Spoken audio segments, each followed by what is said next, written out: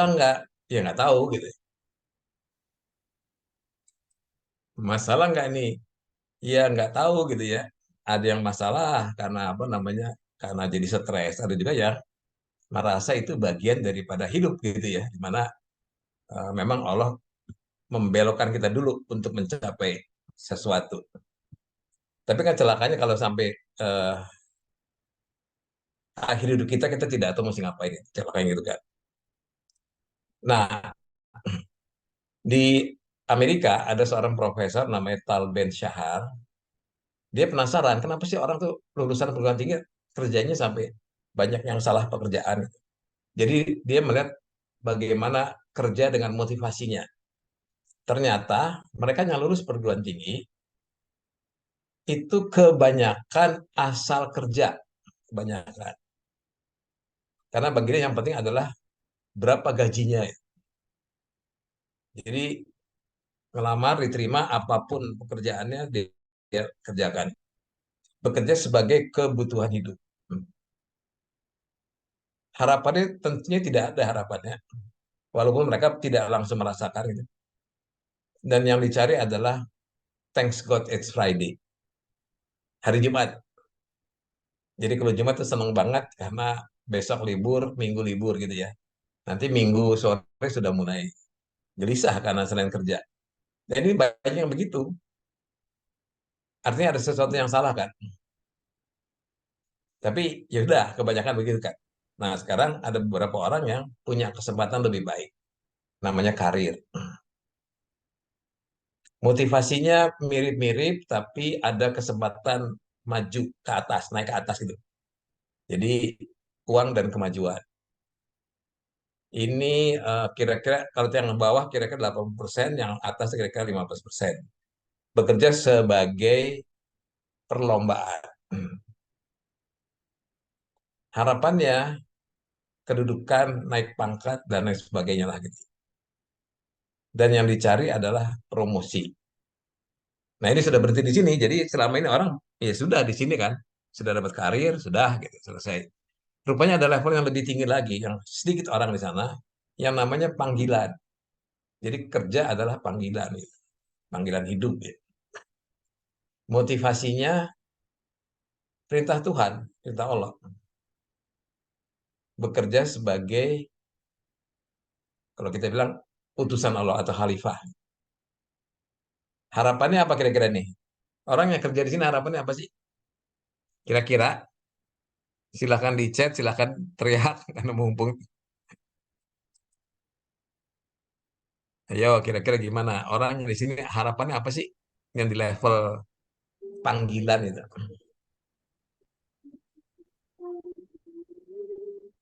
Silahkan, Bu Nur. Nggak jadi ngomong ya. Selalu mendapatkan pekerjaan apa Harapannya, apa sih orang-orang yang dapat tugas ini yang di atas yang lewat panggilan? Karena mereka pasti merasa punya tugas, merasa dipanggil untuk melakukan sesuatu itu. Harapannya kira-kira apa? Bermanfaat Man- bagi orang lain, Bapak. Bermanfaat. Oke, ini harapannya ternyata betul bermanfaat. Nah, kontribusi lagi mereka bilang gitu ya. Terus yang dicari apa? Tugas lagi, Kira-kira tugas baru. tugas baru. Gitu ya. Menarik ya. Kok ada orang kerja cari tugas baru? Ini menarik. Lebih banyak tugas. Kebayang nggak sih kok ada orang kerja terus malah yang dicari adalah tugas lagi gitu. Kira-kira kenapa ya ada orang yang sampai workaholic gitulah gitu ya. Mau lagi, mau lagi. Kira-kira kenapa tuh?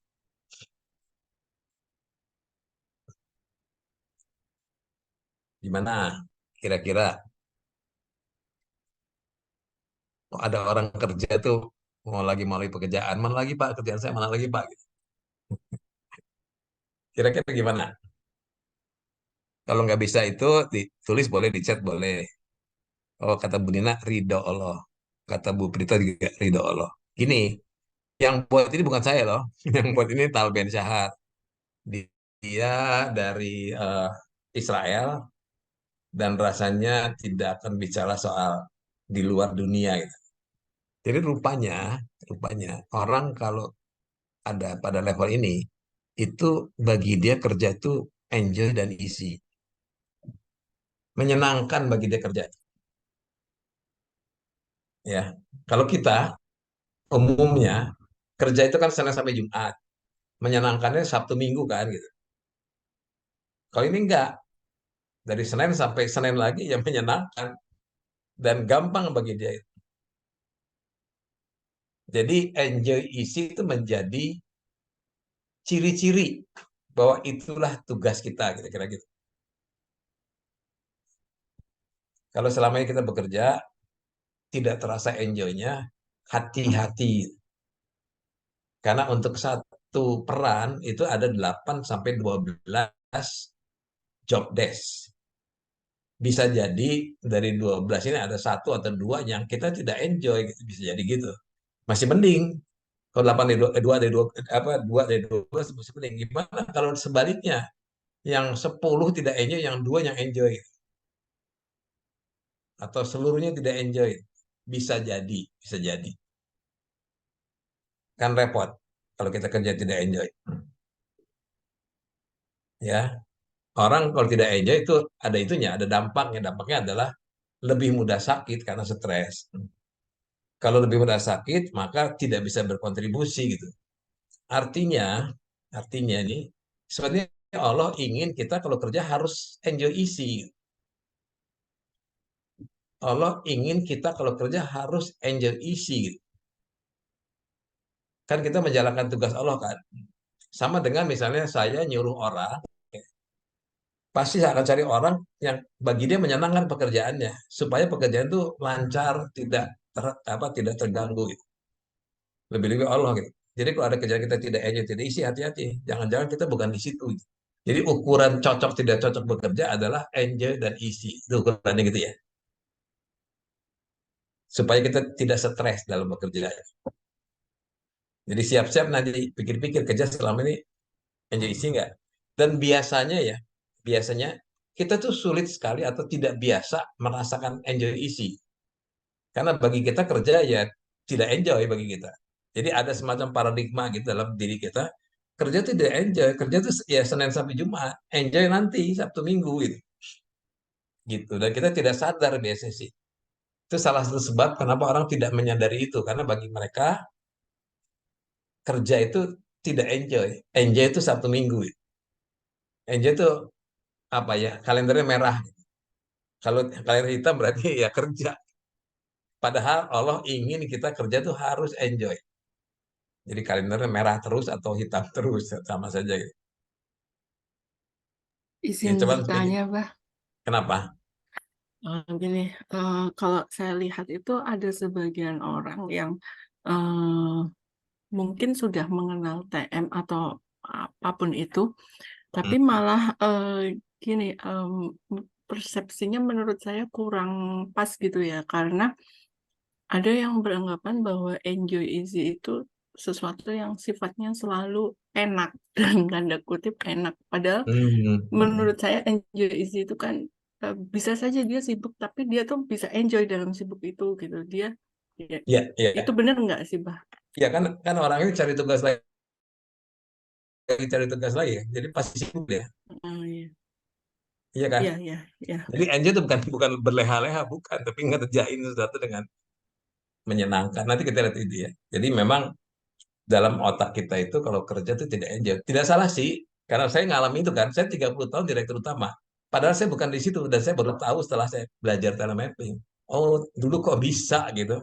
Bukan jadi bisa tidak terkait sama enjoy tidak enjoy ya. Cuma bagi saya karena tanggung jawab saya gitu, maka tidak enjoy pun bagi saya merupakan tanggung jawab. Jadi ya salah saya dengan jadi direktur kira-kira gitu. Tapi bagi anak saya beda lagi. Anak saya jadi direktur utama nggak tahan dalam 2 tahun, dia sakit-sakitan. Gitu ya. Oke, kita lanjut. Nah, eh, kalau kita stres ya. Kalau kita tidak enjoy, maka akibatnya sakit. Kalau sakit, maka kontribusi kita tidak ada. Sebab sehat itu lebih penting daripada bakat. Betul nggak? Sehat lebih penting daripada bakat. Karena kalau Betul. ada orang berbakat, orangnya knowledgeable, orang itu skill hebat, tapi orangnya sakit, maka nggak ada manfaatnya bagi orang lain. Karena kita diciptakan untuk memberi manfaat. Jadi harus kerja yang betul-betul enjoy sehingga sehingga bisa maksimal lah itu apa namanya pemanfaatan potensinya. Dan ujung-ujungnya kan ini kan, sebaik-baiknya manusia adalah mereka yang bermanfaat bagi orang lain. Ukuran sukses sebetulnya ini sebetulnya dalam konteks telemapping nanti ya, sebaik-baik manusia adalah mereka yang bermanfaat. Jadi sukses dalam dalam konsep telemapping bukan bukan mendapatkan tapi bahkan memberi gitu ya, bukan mendapatkan tapi bahkan memberi. Nah, untuk itu ada dua syarat. Syarat pertama harus produktif. Syarat kedua harus bermanfaat bagi orang. Kalau hanya satu saja tidak maksimal. Misalnya produktif tapi nggak manfaat ya percuma gitu. Atau manfaat tapi nggak produktif, dia tidak maksimal. Jadi mesti dua-duanya. Nah, untuk itu ada apa ya eh, underlying karakternya. Jadi ada karakter yang mendasari keduanya. Kalau untuk bisa produktif, maka yang penting adalah karakter kinerja. Sedangkan untuk bermanfaat ada karakter moral yang selama ini tidak pernah dibagi-bagi dua gini, ya. Gabung jadi satu saja lah. Jadi definisi karakter ini kadang-kadang saking apa ya bingungnya maka dijadikan satu. Padahal beda nih dua-duanya. Kalau karakter kinerja itu unik banget gitu. Jadi caranya dengan menggali dan mengembangkan. Kalau kata moral itu universal, dibangun sesuai dengan karakter yang kita akan tuju gitu ya. Kalau dalam Muslim itu ya karakternya Nabi Muhammad yang menjadi contoh. Tapi ada syaratnya cukup berat. Jadi beda, pengembangannya beda. Nanti kita bahas sedikit soal karakter. Jadi sekarang kita lebih fokus ke masalah karakter kinerja sebenarnya sih. Nah ini perjalanan dari tahun ke tahun soal karir. Dulu yang penting adalah skill sama attitude. Knowledge nggak gitu penting, itu zaman agriculture. Terus zaman knowledge worker mungkin knowledge apa zaman knowledge worker knowledge jadi penting. Itu sebabnya sekolah menjadi idaman dari semua orang, murid, orang tua, guru. Seakan-akan kalau knowledge sudah pinter maka udah pasti itulah. Tapi menjelang tahun 2000 ada perubahan. Munculnya namanya talent. Karena dalam attitude ada yang tidak berubah. Jadi attitude itu sebenarnya bisa berubah. Tapi dalam attitude ada inti yang bisa berubah yaitu namanya talent. Sisanya, nah yang talent itu terkait karakter kinerja, yang attitude terkait banyak dengan karakter moral. Walaupun ada juga dengan terkait dengan karakter kinerja ya. Jadi TASK. Oke, orang kalau kerja sampai sekarang ini, yang penting kan bisa atau tidak bisa kan. Kalau kita jadi pimpinan perusahaan, yang penting bagi saya kan ini orang bisa atau nggak bisa, lalu dibikin gradasinya. Yang bisa banget bisa normal saja, tidak bisa banget gitu kan. Yang tidak bisa banget ya udah dikeluarin aja lah gitu. Kalau bisa, yang bisa banget itu dikasih bonus. Orang dibagi itu lah. Bagi perusahaan memang begitu gitu. Sampai menjelang tahun 2000. Tapi masuk tahun 2000 ada kebutuhan lain. Kebutuhan lain adalah enjoy tidak enjoy. Yang tadinya bagi perusahaan nggak penting, sekarang menjadi penting karena kalau ada orang bisa tapi tidak enjoy itu tidak akan tahan lama. Jadi ada pilihan lain enjoy tidak enjoy. Jadi ada orang yang nomor satu ini adalah bisa dan enjoy, nomor dua itu bisa tapi tidak enjoy, nomor tiga itu tidak bisa dan enjoy tapi enjoy, nomor empat nggak bisa nggak enjoy. Sehingga pegawai difasilitasi dengan kemungkinan yang menguntungkan bagi pegawai gitu ya. Karena perusahaan juga berusaha mengerti orang ini sebenarnya apa sih, ada di mana sih. Kalau dia ada di dua misalnya, maka diperhatikan nih kalau sering sakit-sakitan mungkin perlu dicari, disiasati bagaimana caranya supaya dia bisa bisa enjoy. Kalau dari tiga ya sudah di apa di training. Kalau di empat cari tempat yang lain gitu. Jangan di situ. Gitu. Jadi keputusan organisasi itu lebih lebih lengkap dibanding sebelumnya. Nah, yang nomor dua itu namanya kompetensi. Kalau kompetensi nggak peduli soal enjoy tidak enjoy, itu nggak penting. Ya. Kalau yang ini namanya strength. Ini yang kita tuju nanti. Kenapa sampai sana? Kenapa jadi tujuan? Nanti kita lihat kenapa. Itu ya. Oke. Ternyata cerita ini sudah yang namanya TISK. Sudah dibahas tahun 2001 di bukunya namanya Good to Great. Di level satu itu, kalau saya perbesar gitu, level satu ya. Karena orang ada 5 level gitu. Itu dia highly capable individual, ada sebutan talent. Talent, knowledge, skill, sama attitude. Jadi TISK tadi. Ya, sudah disebut, cuma kita tidak tidak sadar talent itu apa gitu. So, definisi talent macam-macam gitu. Oke, jadi KSA di zaman sekarang harusnya diubah menjadi TASK. Walaupun buku-buku belum ada ya sampai sekarang yang buat ini. Ini cuma di konsep dalam mapping saja. Oke, ini apa ini? Saya baca. Jadi lucu nih kalau kita bicara karakter. eh di pendidikan itu kan yang kita didik kan karakter ya. Setuju nggak ya? Kalau di pendidikan kan yang kita kita didik karakter ya. Iya betul.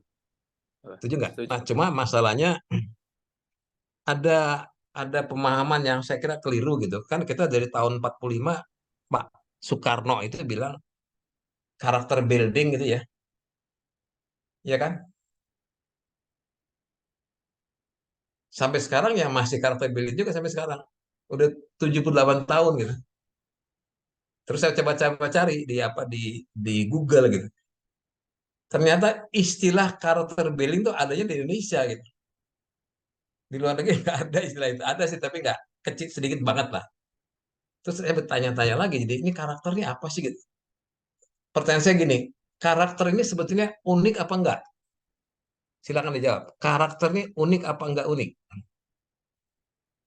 Gimana Mas Ibas? Unik Abah. Unik ya, karena kalau kita bicara karakter ada huruf karakternya, ada apa komik gitu kan, unik kan ya. Kalau unik, bagaimana bisa dibangun? Kan unik. Bangun kan jadi nggak ada menjadi ada. Ini sudah ada kok karakter udah unik. Terus bangunnya gimana gitu kan? Nah ternyata kalau di luar negeri namanya karakter development, bukan karakter building. Sama nggak development sama building? Mengembangkan sama membangun sama nggak? Beda Abah. Beda ya. Kalau mengembangkan berarti sudah ada kan? Bibitnya udah ada kan? Betul. Tinggal dikembangkan. Iya. Kalau building belum ada lalu dibangun. Jadi rupanya ada kesalahan persepsi. Seakan-akan bisa dibangun. Dan itu memang ada teorinya. Teori dari John Locke yang menganggap manusia itu kertas putih. Padahal bukan gitu. Nah, di karakter ada dua. Ada karakter moral, ada karakter kinerja yang tadi. Kalau karakter moral itu bisa dibangun, tapi dia tidak unik. Sedangkan kalau karakter kinerja itu unik, gitu. Dan cara mengembangkannya beda. Kalau yang karakter kinerja, cara mengembangkannya adalah gali dulu apa potensinya, lalu dikembangkan. Kalau kata moral, bukan digali karena sudah ada contoh kan. Nah, cuma agak berat karakter moral karena eh, contohnya harus berkarakter gitu. Jadi kalau di sekolah, muridnya akan niru orang tua, niru gurunya. Kalau orang tua dan guru tidak seperti yang kita harapkan, ya murid juga tidak akan ikut. Itu contoh gampang misalnya, apakah kita orang tua ini disiplin nggak dalam berlalu lintas? Kan kebanyakan nggak disiplin kan, betul nggak? Jadi Betul. ya anaknya ikut ikut aja gitu. Bapak saya begitu kok gitu. Oke, jadi kita bahas ini ya karakter kinerja dulu. Oke, jadi kita bahas ini namanya strength kita bahas. Nah, ketika beraktivitas yang produktif, jadi saya masuk wilayah di mana kita harus beraktivitas yang produktif. Itu kira-kira ada 7 wilayah kerja. Ya, ketika nanti kita berproduktif, ada 7 wilayah kerja. Dan kita pendidikan kan menyiapkan itu kan sebenarnya sih. Jadi jangan sekedar belajar knowledge tapi tidak mikirkan persiapan nantinya gimana. Yang paling atas itu, jadi gini, dari 7 ini 3 itu interpersonal. 3 interpersonal, yang 4 itu individual. Jadi yang 3 itu berhubungan sama orang, yang 4 tidak berhubungan sama orang. Gitu ya. Yang interpersonal yang atas itu adalah, mana dia? Kok pindah? Ini adalah mengendalikan. Yang H paling atas. Kemudian yang networking itu mengembangkan atau memotivasi. Kalau servicing itu melayani atau merawat. Ya, ada 3 nih. Yang ketemu orang ada 3. Sedangkan untuk individual ada berpikir tapi imajinatif atau intuitif, juga berpikir logika, tapi dengan otak kiri atas, ada lagi berpikir logika otak kiri bawah, ada juga nggak banyak mikir tapi sifatnya administratif, lalu nggak banyak mikir sifatnya teknik. Itu ya. Jadi ada 8 ya? Oh 8, sorry, bukan 7, 8 ya. Saya suka gabungkan thinking sama reasoning. Ada 8 kelompok kerja. Ya. Terus bagaimana kita tahu kita di mana? Ya apa ceburi aja pada aktivitas itu. Jadi kalau kita punya anak, suruh kerjain semuanya gitu. Suruh mereka rasakan gitu. Terus Anda perhatikan ya, yang 3 4 di atas itu namanya soft activity. Yang 4 di bawah namanya hard activity. Ya, kalau lihat kiri, kalau lihat dari kiri, yang 3 di atas itu adalah ketemu orang, yang 5 di bawah itu sendiri. Tapi kalau lihat yang kanan, maka 4 di atas itu soft activity, yang bawah hard activity. Kita selama ini pendidikan, manajemen masih di hard activity. Padahal menjelang tahun 2000 sudah geser ke arah soft sebetulnya sih. Gitu ya. Nah bedanya apa? Kalau yang hard activity itu aktivitas yang dapat digantikan oleh mesin atau komputer. Kalau yang soft activity itu tidak bisa. Sehingga perlakuan juga beda. Yang hard gampang diukur, yang soft susah diukurnya. Itu ya. Oke, lalu gimana? Ya suruh saja anak-anak kita atau kita, kalau kita nggak tahu potensi kita, lakukan aja semua aktivitas ini. Seperti ini misalnya nih. Lakukan semualah. Basic knowledge harus, sisanya lakukan semua aktivitas. Lalu rasakan enjoy isi di sebelah mana gitu. Gitu ya. Contoh misalnya, orang ini ternyata enjoy isinya di sini nih. Di thinking kiri atas, thinking kiri bawah sama elementary. Kira-kira apa sih itunya, apa namanya? Karirnya? Ada yang bisa jawab nggak? Dia tuh enjoy isinya di thinking kiri atas, logika. sama thinking kiri bawah, reasoning, itu juga logika juga, sama elementary, administratif. Kira-kira di mana nih? Kira-kira aja lah.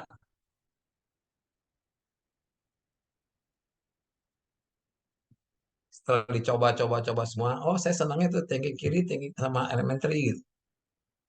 Saya senang logika sama sama hal-hal administratif. Gimana kira-kira? Kebayang nggak? Orang itu nggak senang ketemu orang, lebih senang kerja sendiri, tapi otak kiri dan administrasi. Kerja kantor apa ya? Ya Akuntan. Pak, ya. Apa? Akuntan. Akuntan. Jelas ya, gampang ya. Sekarang ada orang begini sekarang. Ada orang sudah nyoba semuanya, lalu dia udah coba semua, terus ternyata yang tiga besar dia apa enjoy isi adalah di sini sama seperti tadi di sini, tapi bukan di elemen tapi di teknikal. Kira-kira apa nih?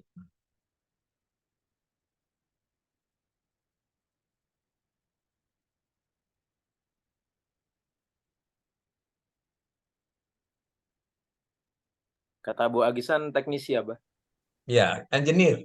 Engineer. Engineer. Kalau teknisi di teknikal saja.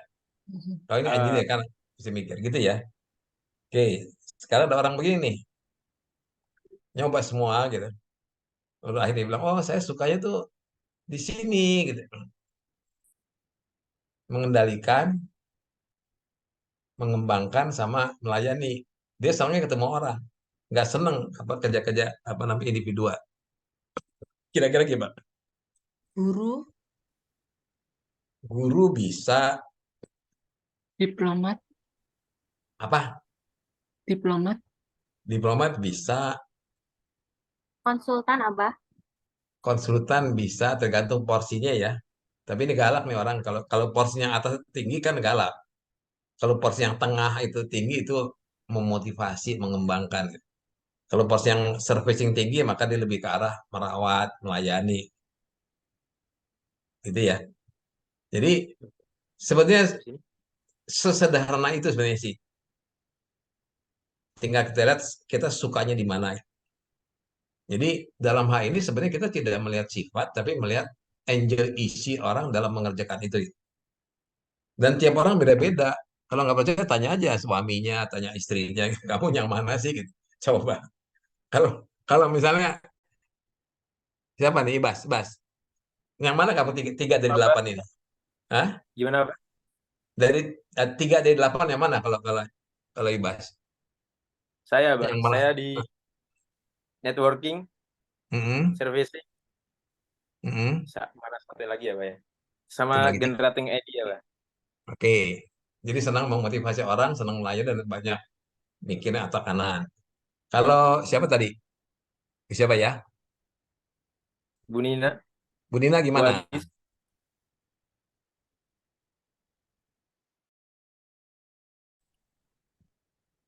Siapa Bu Agis? Boleh Bu Agis? silakan Bu Agis. Yang berulang. Kenapa? networking, Networking. servicing sama reasoning. Hmm.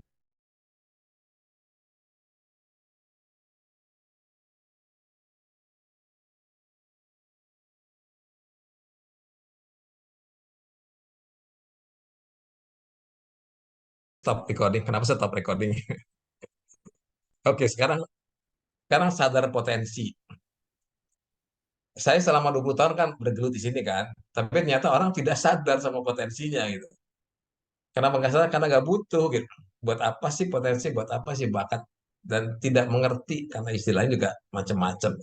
Coba kita lihatlah. Apakah Anda yakin bahwa manusia adalah ciptaan Allah? Yakin nggak? Yakin. Yakin. Ini penting nih. Kalau nggak yakin, maka nggak perlu ngomong bakat lagi. Ngapain ngomong bakat? Yang kedua adalah yang namanya potensi itu hasil latihan apa sudah aja sejak lahir? Sudah ada Sejak sejak lahir. lahir. Sudah ada. Oke. Oke, sekarang kita cerita nih ya. Ada orang datang ke rumah kita ini, nggak dikenal. Kira-kira mesti diapain, Mas? Gimana, Abah? Ada orang datang nggak dikenal datang ke rumah kita, terus dia mesti diapain? Ya, ditanya dulu deh, Abah. Tanya baik-baik ya, Ditanya baik-baik.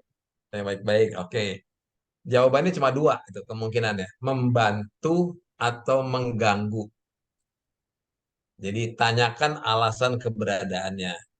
Jawabannya cuma dua, membantu atau mengganggu. Bener nggak?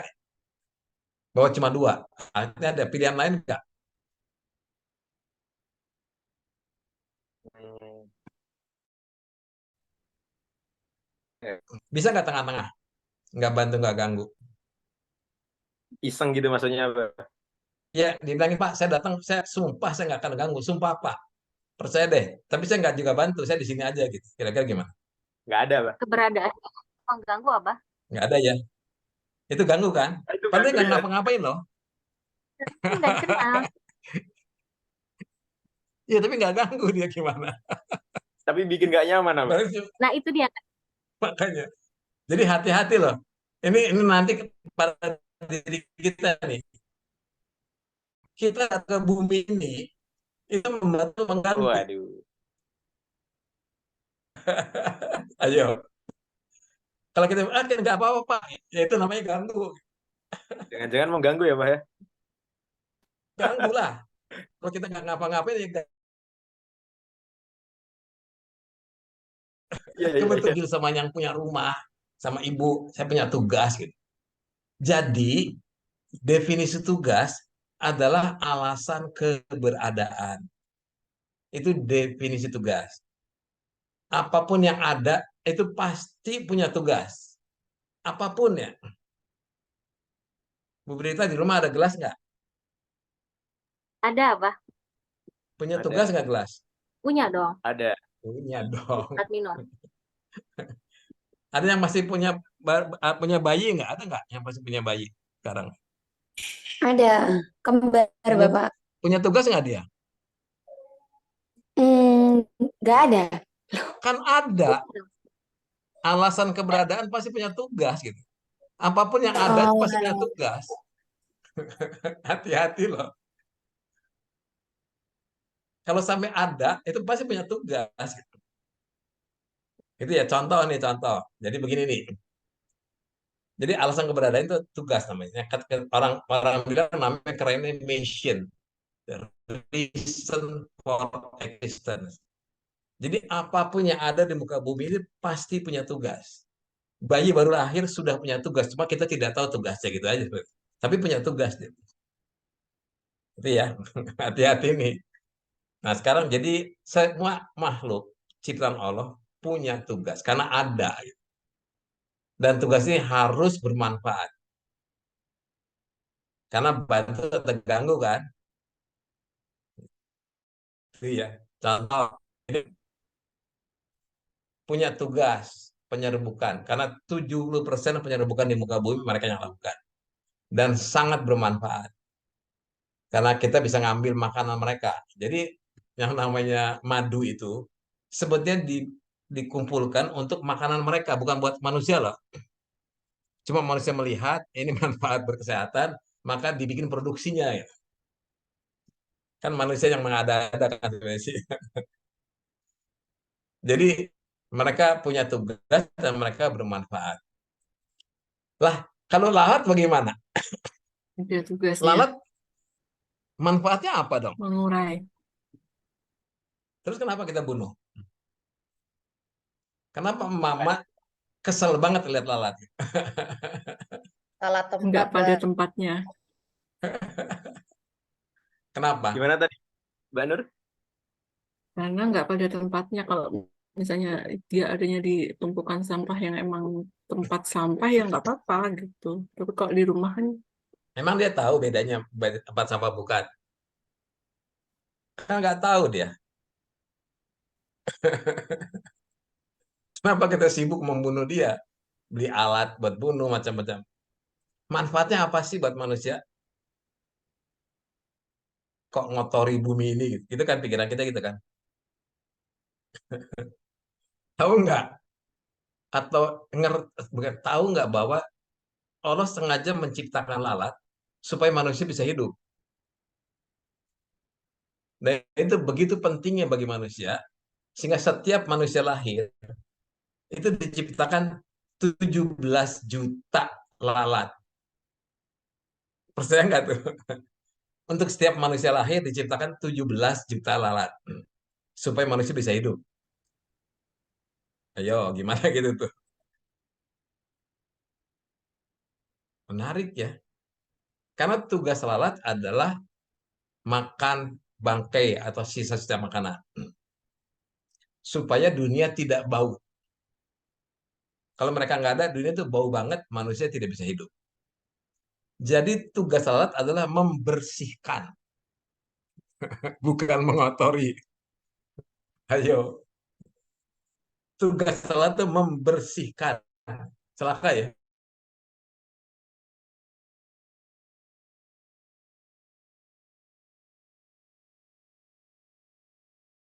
mengotori. Yang salah siapa kira? Kok sampai kita bilang mengotori, mereka bilang saya bersihkan kok, bukan mengotori, saya bersihkan ini gitu. Yang salah siapa kira-kira? Anda pernah nggak? Manusianya. Anda nggak makan di restoran, lalu waitersnya sangat disiplin, dia liatin orang makan gitu. Nanti begitu makan kita udah nggak disentuh, diambil gitu. Pak, udah selesai ya gitu. Pernah lihat itu nggak? Iya. Sampai kita kadang-kadang keganggu, belum selesai udah diambil gitu kan. Iya nggak? Lalat juga begitu. Lihat, wah ini makanan kok nggak disentuh-sentuh nih gitu. Makan aja dah gitu. Kita terganggu. Padahal tujuannya membersihkan. Menarik ya, menarik ya. Jadi everything happen for a reason. Dan yang menarik adalah lalat tidak pernah mencari madu, sedangkan lebah madu nggak pernah mencari bangkai. Artinya mereka benar-benar tahu tugasnya masing-masing. Semuanya bermanfaat, tapi mereka tahu tugas spesifik dan tidak pernah tertukar. Bahkan dalam koloni lebah itu ada minimum 8 tugas yang berbeda-beda dan mereka tidak pernah tertukar. Ada yang bertugas mencari madu, itu bukan ngambil ya, baru nyari, lalu dia catat, lalu dia kirim WA ke temannya. Ini loh di daerah ini dikasih apa namanya sendlok gitu ya, sendlok. Ini ada madu tipe A nih gitu. Temennya yang di sarang lihat, oh ada tipe A, oke, ambil barang-barang yuk gitu. Gitu. Jadi pembagian tugas mereka sangat hebat. Team building di koloni lebah itu luar biasa.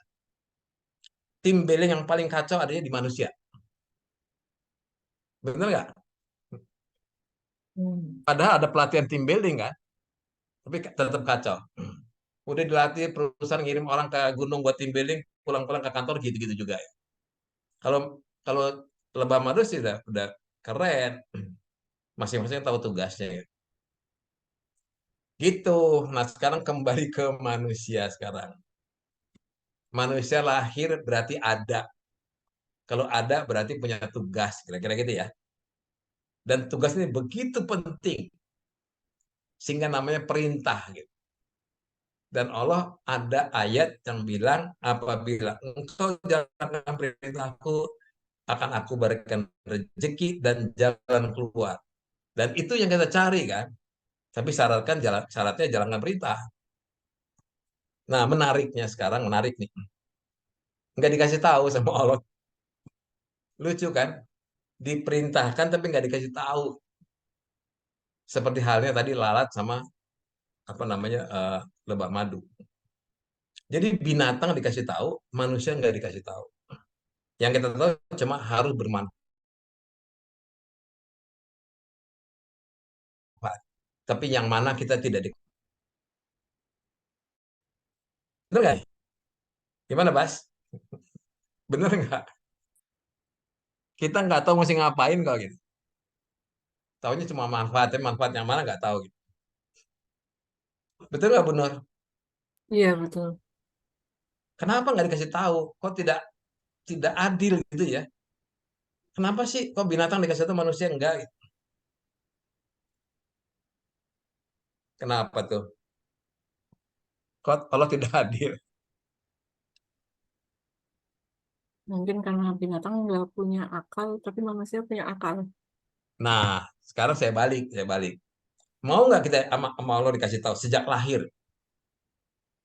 Kayak kayak binatang gitu lah, sejak lahir dikasih tahu kamu tuh nanti jadi guru, kamu jadi sales, kamu jadi apa, peneliti. Mau gitu nggak? Sejak lahir ya. Ya, agak nggak seru sih jadinya. Kebayang ya, dunia kayak gimana gitu. Kebayang nggak? Ya, Kayak kita kayak binatang, persis kayak binatang kita kalau dikasih tahu. Gitu kan? Dan kita tidak mau disebut binatang. Kita kan makhluk yang paling mulia katanya kan. Nggak mau sama lah gitu. Jadi sama Allah dibedakan. Ya udah kamu bukan bukan binatang. Jadi saya nggak kasih tahu gitu. Tapi kita dikasih sesuatu yang binatang nggak dikasih tahu. Apa itu? Kita dikasih sesuatu yang binatang nggak dikasih tahu. Nah, atau binatang nggak dikasih lah. Apa yang membedakan kita dengan binatang? akal. Akal. Jadi maksud Allah adalah ya gunakan akal itu buat cari perintah kamu gitu. Itu maksudnya. Karena kita bukan binatang. Jadi gunakan sekarang akal kita bagaimana kita menemukan tugas kita. Nah, kita mulai pakai nih, logikanya kita mulai pakai. Mereka yang dikasih tugas pasti dikasih perangkat yang sesuai. Setuju nggak nih? Ya, Pasti ya. Kita saja kalau nyuruh orang pasti kita kasih perangkat. Kita lengkapi dengan fasilitas lah supaya mereka bisa berhasil jalankan tugas. Nah, karena masing-masing orang itu tugasnya beda-beda, unik, maka perangkatnya juga unik. Itu. Nah, apa yang unik dalam diri kita? Yang orang lain tuh nggak, walaupun kembar itu nggak sama. Apa yang unik dalam diri kita?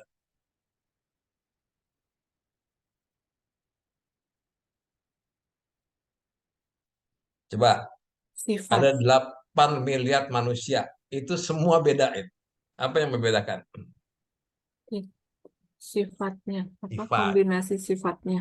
Sifat ya. Memang beda sifat kombinasi. Oke, berarti sifat adalah perangkat yang Allah berikan untuk jalankan tugas. Gitu ya. Jadi tugas adalah aktivitas, perangkat adalah sifat. Setuju ya? Tugas aktivitas, perangkat itu sifat. Setuju nggak? Setuju nggak? Tugas itu tugas itu aktivitas, perangkat itu sifat. Ya, Oke ya. Nah, sifat ini membentuk yang namanya potensi kekuatan.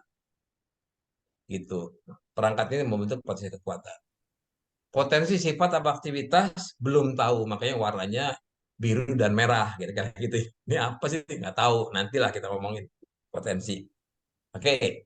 Jadi kalau ada maka berarti punya alasan keberadaan yang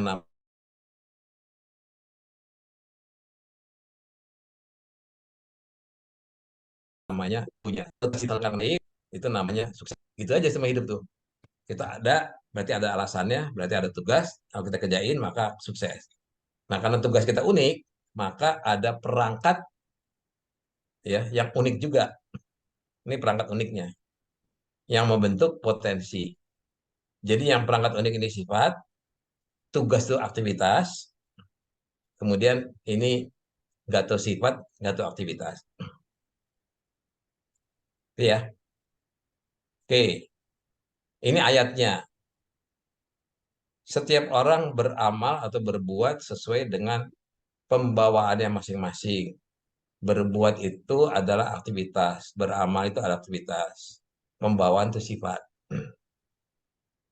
Jadi kalau kita sekolah, kita kerja, harus sesuai dengan pembawaan. Maksudnya begitu. Maksudnya sifat kita. Yang selama ini tidak kita gunakan. Karena kita mikirnya adalah ke arah knowledge terus. Oke, sekarang kita bicara potensi nih. Penting nggak sih? Penting banget terutama pada anak generasi Z. Kenapa? Karena WHO sudah menentukan yang namanya orang sehat mental itu ada 4 kriteria. Kriteria pertama itu adalah tahu potensinya. Orang yang tahu potensi, maka dia akan mampu menghadapi stres yang normal. Dan orang yang tahu potensinya, dia bisa apa produktif kerjanya. Maka dia bisa bermanfaat bagi orang. Jadi ngerti potensi sangat penting, terutama pada generasi sekarang ya. Anak-anak sekarang ini eh, kalau apa ya, kalau salah jurusan dikit bisa bisa masalah loh dibanding anak-anak zaman dulu. Jadi penting banget karena mereka akan jadi pemimpin di negeri ini kan nanti. Terus pertanyaan potensi itu apa sih? Coba kita lihat. Ada dua kelompok yang bicara potensi, yaitu kelompok manajemen sama kelompok psikologi. Dua-duanya bicara potensi. Bedanya adalah pertanyaannya. Kalau manajemen nanyanya begini, kamu bisa apa sih? Atau dia bisa apa sih? Kalau psikologi, dia tuh siapa sih? Jadi ilmunya memang begitu ilmunya.